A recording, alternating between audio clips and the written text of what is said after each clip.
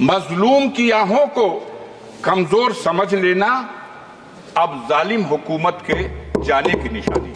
तो क से कबूतर, ख से खरहा और ग से गधा। कोई साधारण किसान, कोई गरीब, कोई गांव का आदमी अगर अपनी हैसियत को भी बेच दे तो वो अपने बच्चों को डॉक्टर नहीं बना सकता। श्री अफजल अंसारी जी।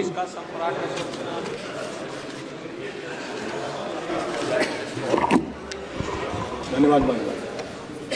माननीय पीठासीन अध्यक्ष जी, आपने हमको वर्ष 2024-25 के लिए शिक्षा मंत्रालय के बजट में अनुदानों की मांगों पर चर्चा में भाग लेने का अवसर प्रदान किया। मैं इसके लिए आपका आभारी हूं।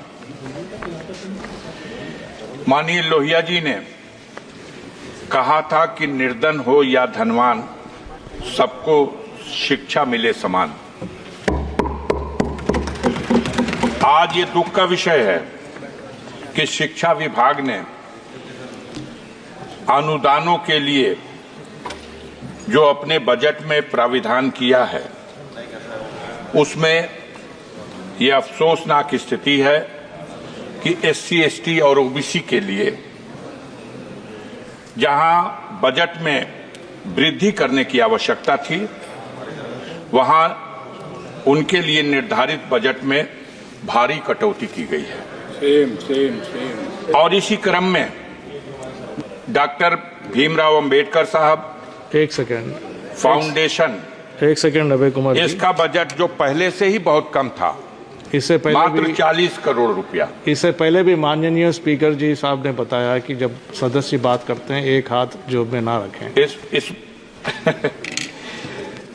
बहरहाल इस बार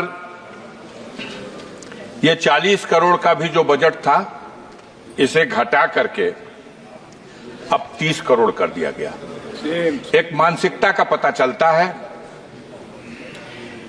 ये भी देखने की बात है कि इस बजट में अल्पसंख्यकों की शिक्षा के लिए उसमें भी पहले की तुलना में भारी कटौती की गई, जबकि उसमें व्यापक वृद्धि की आवश्यकता थी।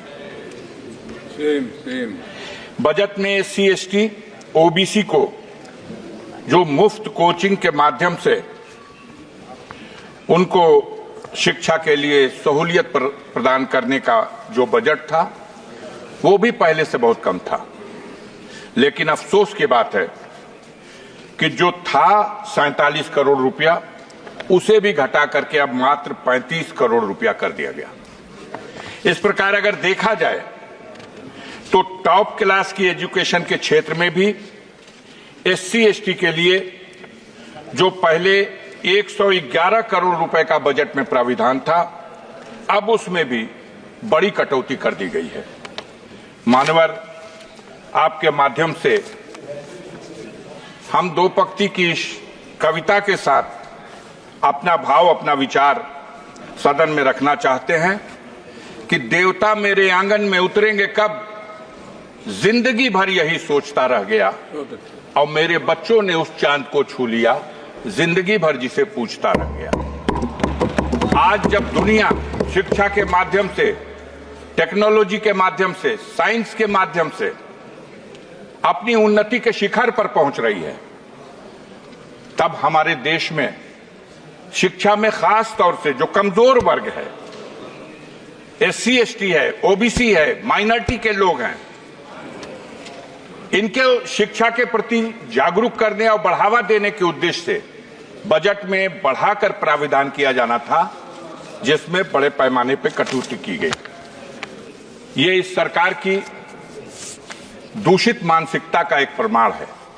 वैसे भी हमारे देश में विडंबना का विषय यह है कि दोहरी शिक्षा नीति लागू है। एक तरफ वो शिक्षा जो सरकारी स्कूलों के माध्यम से गांव में रहने वाले गरीबों के लिए उपलब्ध है, जहां आज भी हाथ में कटोरा और पीठ पर बोरा गरीब किसान का बच्चा स्कूलों में जाता है तो क से कबूतर, ख से